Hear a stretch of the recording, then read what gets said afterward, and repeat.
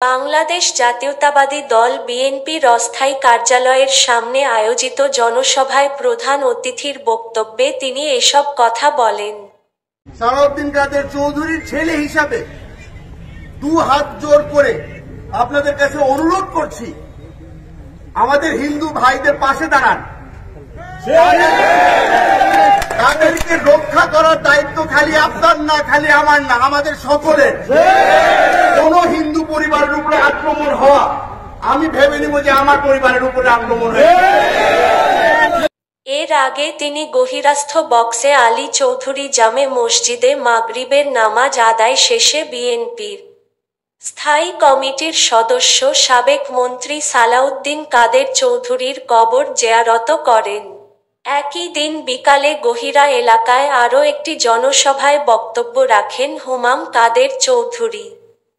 হুমাম কাদের চৌধুরীকে এক নজর দেখার জন্য রাউজানের প্রতিটি ইউনিয়ন, পৌরসভার প্রতিটি ওয়ার্ড, রাঙ্গুনিয়া ও ফটিকছড়ি সহ চট্টগ্রামের বিভিন্ন উপজেলা থেকে আসা লোকে লোকারণ্য হয় তার গহিরাস্থ বাসভবন। বাসভবনে নেতাকর্মীদের সঙ্গে শুভেচ্ছা বিনিময় করেন তিনি। রাউজান উপজেলা বিএনপি ও পৌরসভা বিএনপি অঙ্গ সংগঠনসমূহের উদ্যোগে আয়োজিত জনসভার সভাপতিত্ব করেন চট্টগ্রাম উত্তর জেলা যুবদলের সহ সভাপতি সাবের সুলতান কাজল। বক্তব্য রাখেন উপজেলা বিএনপির সিনিয়র যুগ্ম আহ্বায়ক মো. ফিরোজ আহমেদ, পৌরসভা বিএনপির সাবেক সাধারণ সম্পাদক সৈয়দ মঞ্জুর আলম, পৌর বিএনপির যুগ্ম আহ্বায়ক এস.এম. ইউসুফ, সাবেক কাউন্সিলর রেজাউল রহিম আজম, শাহেদ, খোরশেদ, আলী সুমন, মো. আরিফ, ছোটন, নেজাম উদ্দিন চৌধুরী, ওমার কাইয়ুম, সালাউদ্দিন, বাপ্পা, রনি, জাবেদ।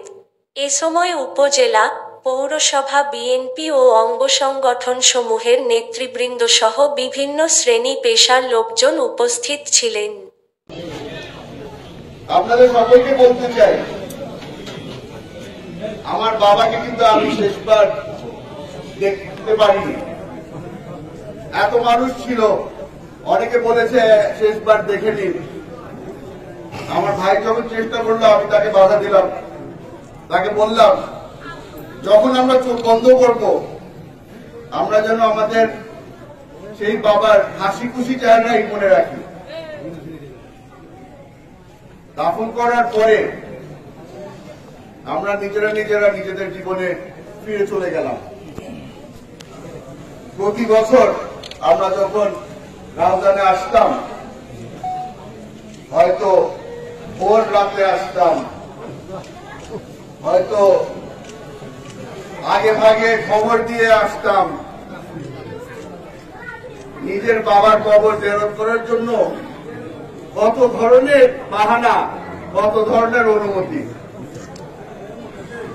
আওয়ামী লীগ সরকারের অনুমতি, আল্লাহ কি রহমত করলো আমাদের উপরে।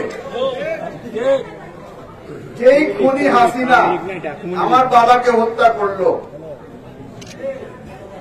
আমার তো যা মনে হচ্ছে সে বিদায় নিলে দুনিয়া থেকে তাকে বোধহয় বাংলাদেশে দাফন করা